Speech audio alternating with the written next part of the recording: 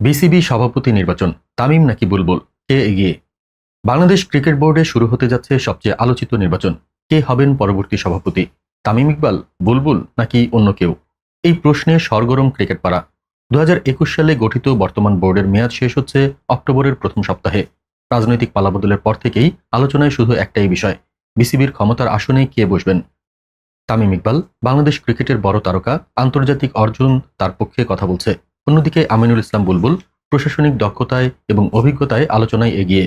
ফারুক আহমেদ আর মাহবুব আনামের নাম এলেও এখন তারা সরে গেছেন আলোচনার কেন্দ্র থেকে। এখন প্রশ্ন, সভাপতি হতে হলে আসল শক্তি কার হাতে? 171 জন কাউন্সিলরের ভোটেই নির্ধারিত হবে বিজয়ী। এর মধ্যে ঢাকার ক্লাবগুলোই প্রভাবশালী। বোর্ডের ভেতরের লবিং, রাজনৈতিক যোগসূত্র আর ব্যক্তিগত সম্পর্ক সব মিলিয়ে চলছে এক অদৃশ্য লড়াই। সাবেক পরিচালকরা বলছেন সভাপতির নাম এখনো হাওয়ায় ভাসছে, তবে ইঙ্গিত স্পষ্ট, নতুন মুখ আর অভিজ্ঞতার মিশ্রণে তৈরি হবে বিসিবির ভবিষ্যৎ নেতৃত্ব। তাহলে কে নেবেন বাংলাদেশ ক্রিকেটের হাল, তামিম নাকি বুলবুল? উত্তরটা মিলবে খুব শিগগিরই।